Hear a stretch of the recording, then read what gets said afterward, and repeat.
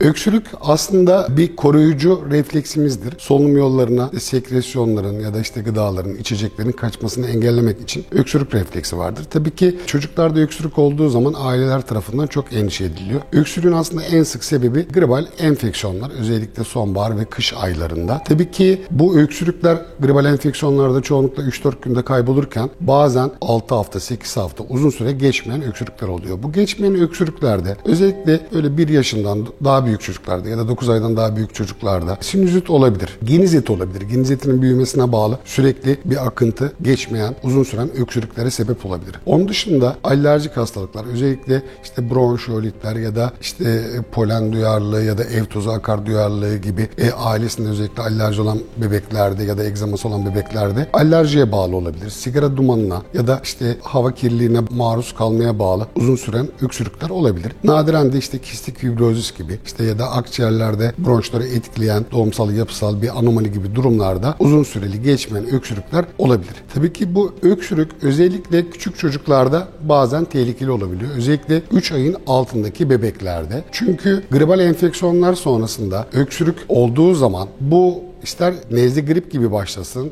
ya da direkt artarak başlasın. Boğmaca gibi durumlar olabiliyor. Özellikle çocuk arka arkaya öksürüyor, morarıyorsa bu durumda önemli. Özellikle bu bebeğin yatarak takip edilmesi gerekebilir. Özellikle bu Ekim ile Mart ayı arasında RSV dönemi dediğimiz dönemde küçük bebekler, özellikle yeni doğanlar ya da 3 ayın altında hatta 6 ayın altındaki bebeklerde pnömoni ve bronşol çok sık olmakta. Çocukta öksürük 1-2 gün içinde başlayıp çok çabuk solunum sıkıntısı olabiliyor. Bu bebeklerde tabii ki eğer izlem altına alınmazsa ya da özellikle RSV pnömonisi ya da bronşoliti varsa bu küçük bebekler hastanede yatarak takip edilmeleri gerekiyor. Çünkü bazısında çok ciddi entübasyona gerektirecek kadar ciddi solunum sıkıntısı olabiliyor. Peki biz hem bu küçük bebekleri hem de daha diğer büyük bebekleri, çocukları bu öksürük olmaması için ne yapabiliriz? Özellikle ev içinde gribal enfeksiyonu olan bireyler olduğunda ister erişkin ister çocuk diğer bireylerden mümkün olduğu kadar uzak durmaları, daha sık el yıkamaları, iyi beslenmeleri, dengeli beslenmeleri ve mümkünse ev içinde maske kullanmaları geçişi azaltabilir. Okullarda ise tabii ki okullarda artık pandemi dönemi bittikten sonra